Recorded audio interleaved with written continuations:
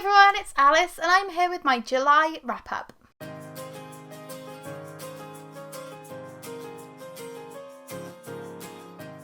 So in July, we had a target page count of 2,593 pages. We actually managed to read 3,361 pages, which is 129% of our target, so that is good. Haven't managed to finish A Court of Wings and Ruin, Project Hail Mary or Cinder yet, but we are halfway through A Court of Wings and Ruin. We are about a quarter of the way through Project Hail Mary and we have started Cinder, so we are doing well.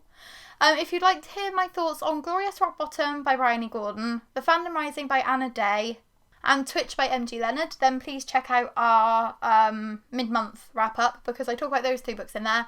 I've got more than 3 books to talk to you about today, but I also only have an hour until I have to leave for work. So we're going to talk about these as quickly as we can and hopefully still share my thoughts on them well. But before we start talking about the books, I'll just quickly give you our star rating breakdown.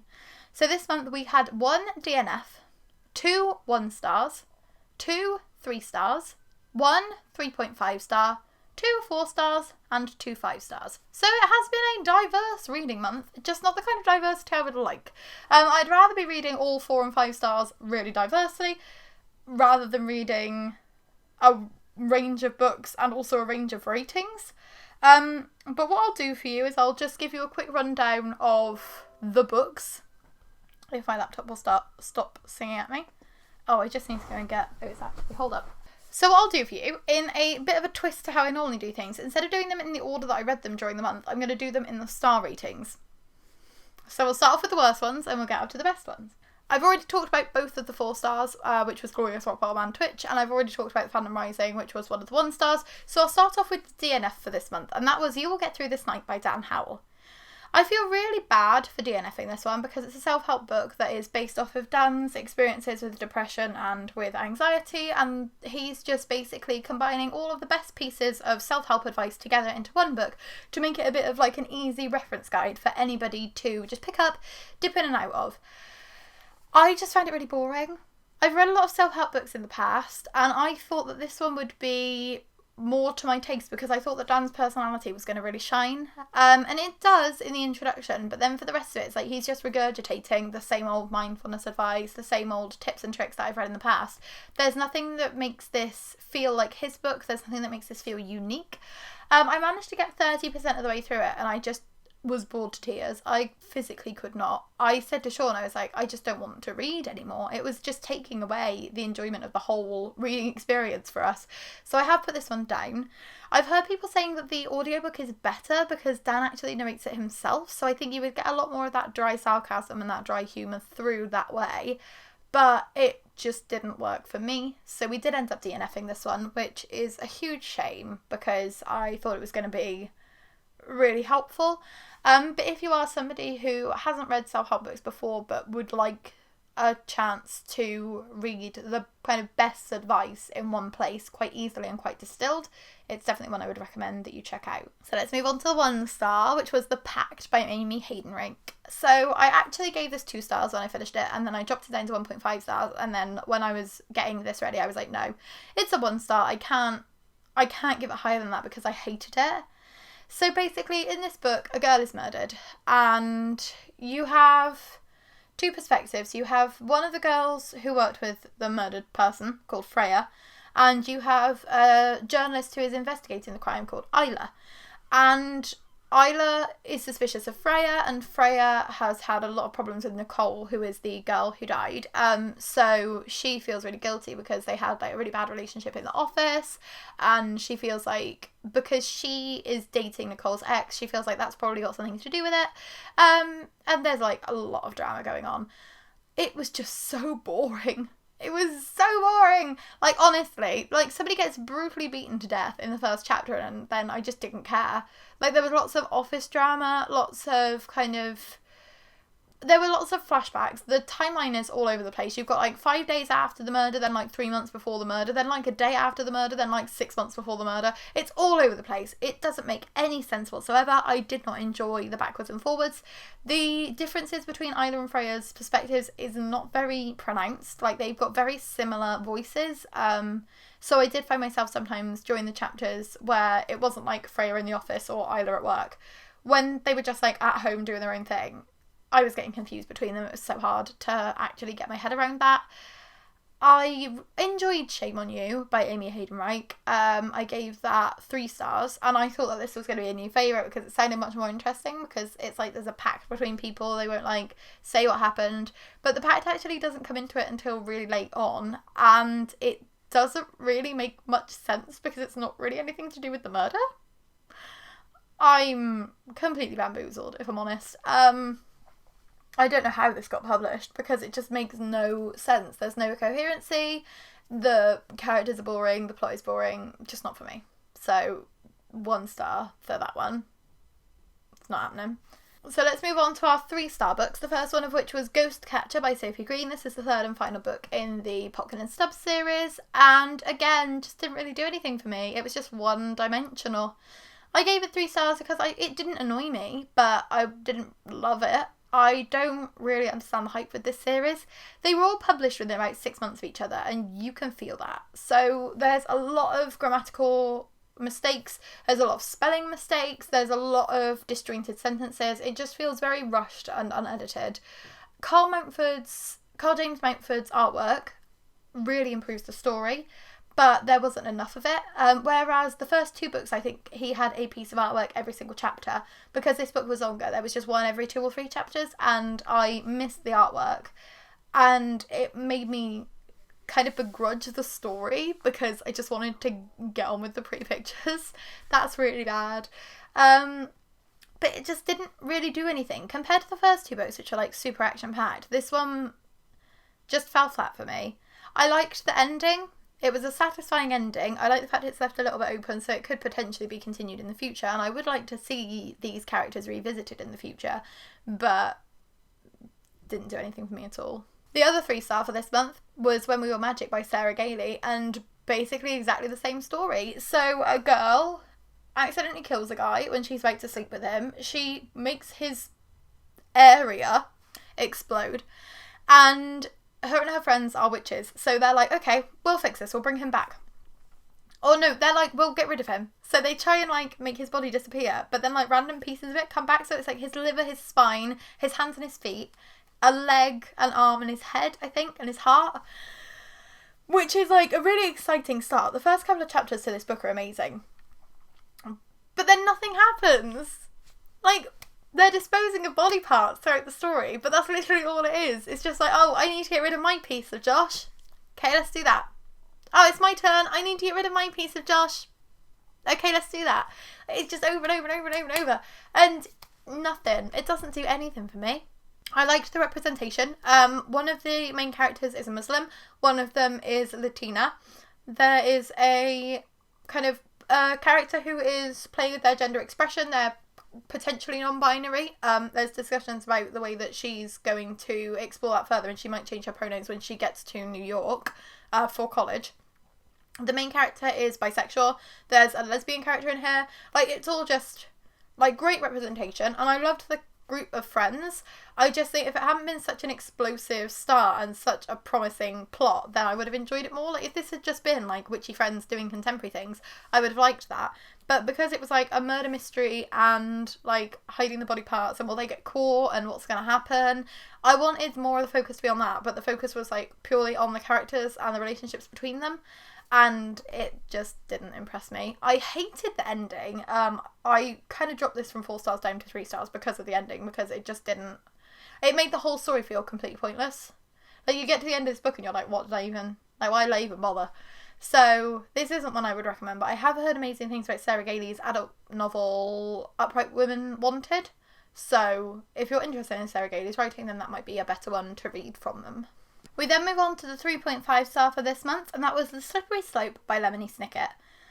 To be fair, I thought this was going to be like a 1 or a 2 star because I tried rereading the A Series of Unfortunate Events books about 4 years ago, I think, and I couldn't get through them. I got to book 9 and then just gave up on my reread because they're so repetitive and I wasn't enjoying them at all. But I don't know if it's because I've had a 4-year gap and my brain's revived itself a little bit, but I actually find myself really enjoying The Slippery Slope. There's a new character introduced. if you haven't heard of a series of unfortunate events, I don't know who you are. I don't know what you've done with your life, because they're really big. But basically there's these 3 kids. There's Violet, Claus and Sunny, and their parents die in a fire. They're orphaned, and they get shipped off to this uncle called Count Olaf. And he is meant to be like their guardian, but he just wants their fortune, because they've like inherited a fortune that they'll get when they come of age. And basically his plot gets foiled, and then they get shipped off to another guardian, but he like follows them and tries to get the fortune again, and this carries on for like 13 books in the series. So it gets tired quite quickly, because you're like going from one guardian to another. But in this book there's no new guardian involved. The Baudelaires are just kind of trying to get their sister back, because they got separated at the end of book 9, and it makes for a much more interesting dynamic rather than the same story again. It's like a very different feel to the rest of the series. There's a new character introduced, and he makes everything much more interesting, and I'm more excited about reading the rest of this series. Like, I'm tempted to pick up the rest of them now and just get the rest of this reread finished, because I did really enjoy this one. But there were also 2 new characters that get introduced who just annoyed me so much that I was like, now I can see why I didn't enjoy these anymore. But I do like the fact that Lemony Snicket, who is the author, it's like a pseudonym. So Lemony Snicket is a character in himself, and his story is starting to become more prevalent in the Baudelaire story. So throughout it all, he's been referencing the fact that he's like lost his love, Beatrice, but now in the narrative, he'll like be writing bits to her, and like inserting letters into the story, and that makes it much more interesting as well. So I'm hoping that that continues. I did finish this series when I was little, but I can't remember what happened at all, so I will be reading the rest of these at some point. But this was like refreshing, and it's a quick, easy read, and I enjoyed it much more than I thought I was going to. As I said, I've already talked about the 4-star books this month. Those were both in my mid-month. So let's move on to talk about the 5 stars, which is what we're all here for, because these are amazing books. The first one of these is Felix Ever After by Case and Calendar. If you haven't heard of this, you must be living under a rock, because this was such a massive release last year.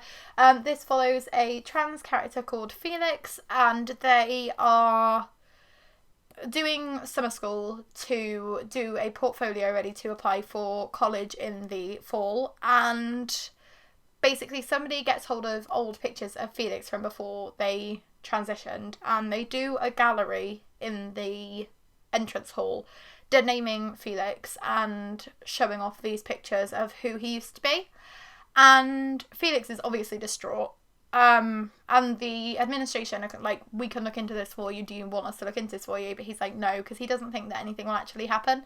But he's like investigating it privately, and he's convinced it's this guy called Declan, who used to go out with Felix's best friend Ezra. So Felix is convinced that Declan is the one who has done this art gallery of him. So Felix makes a fake Instagram to like catfish Declan, so that he can get a secret about Declan and then expose it to the school. There is a lot going on in this story. I did not know that that was going to be part of it at all. I just thought this was like about a trans teen coming out and how that affected their life at school. I didn't realise it was going to be after Felix had already transitioned, and the fact that people are still kind of trying to drag him back to who he used to be. I loved everything about this. I was nervous about where it was going to go, because I knew I wanted it to go, and I didn't think it was going to go that way. And it did. It went exactly the way I wanted it to. There's like a bit of a faux love triangle with like Felix pretending to be this online person, and then Felix also getting feelings for somebody else. And I honestly, I loved every second of it. I loved every second of it. There were so many quotes that I wrote down about love and emotions and belonging and wanting to like discover who you should be at a young age, and then not having that comfort of like, but have I actually discovered who I am, or have I discovered like a facet of my personality and then I'm going to go through another shift. There were so many amazing conversations about sexuality and gender identity and just romance and relationships and being a queer teen and being in that intersection of like being a person of colour and being queer, and the way that that intersection can impact you a lot more. And I just could not recommend this enough. I want to reread it already. I want it to be my best friend because I genuinely loved it that much. I don't know why I felt apprehensive about reading this. I don't know if it's because I was just convinced it was going to be just like a bit of a standard contemporary, like read it before, we'll read it again. But this is so unique, and I haven't read anything else like this at all. And if Case and Calendar writes more books like this, I will be gobbling them up in a heartbeat. And I can see why this is as hyped as it was. And I think this deserves even more hype. Like, everybody should read this book. Everybody should be picking this up and should be discovering Felix. And I just love it. I just love it. I just love it. Okay? This was great. And the other 5-star book for this month was The Final Round by Bernard O'Keefe. I went back and forth on whether to give this one 4 stars or 5 stars because I did guess the culprit. And that's normally one of the most annoying things about crime books for me, is when I guess the culprit. But it was just so beautifully done. And there was like a bit at the end that I like didn't guess, and that had me gasping. But this is amazing as well. So in this book, there is a charity quiz night at something called the Ocean Bar. And basically this fancy news reporter and her best-selling author husband host this quiz night every year. And it's for their friends. They used to start off as like a friend quiz with their old friends from Oxford. But it's become like this really big, like, fancy event. And at the quiz this year, there is a mysterious final round added in. So a voice comes over the speakers that none of them recognise, and it basically says that Melissa has a secret love child, Nick has killed someone, Chris has had like a sextortion scheme, Faye, who is a headmistress, has been taking bribes, and Julia has been stealing things. And that the best-selling author, Greg, I think his name is, that he has plagiarised one of his novels, or plagiarised his first novel. So the voice basically says which one of these is true. And all of the people are like, oh my god, like, that's not true about me, but what if that's true about one of my friends? But they're close enough that they like hit home a little bit anyway. So I think Julia knows somebody who's stolen, even though she's never stolen herself, and like Chris has had like problems with porn addiction, even though he hasn't had like the sextortion scheme. So the rumours are all close enough to being true that it really freaks them all out. And then one of them ends up getting murdered. And they're trying to work out, like, is he murdered because the lie about him was true? Or is he murdered because he's the one that did that final round? Like, what is the connection there? Is one of the Oxford, like, friends the murderer? Or is somebody trying to frame them for it? And it kept me guessing. I savoured this book. I'm somebody that reads books very, very quickly. I start a book and I finish a book. And I got 100 pages into this one, and my brain was just so absorbed by the story and the mystery that I put it down and just kind of let myself think about it in the background for months. And I finally finished it, and it was so worth the wait.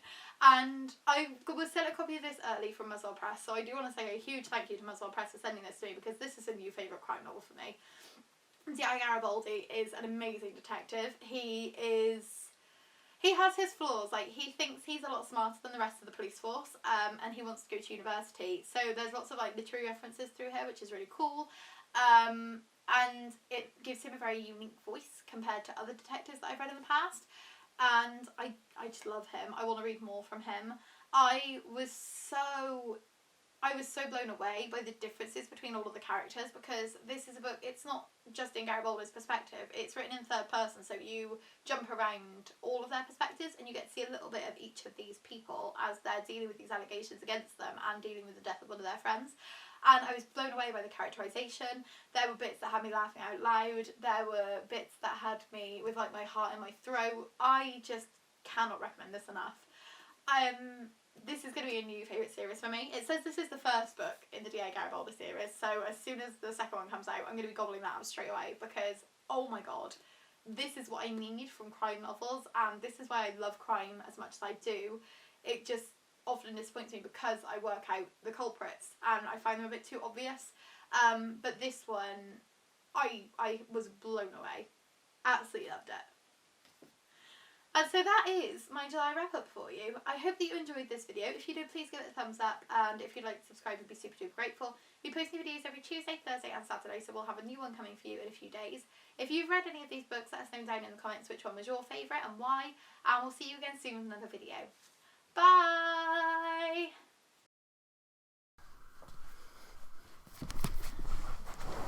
Pause this quickly to take thumbnails.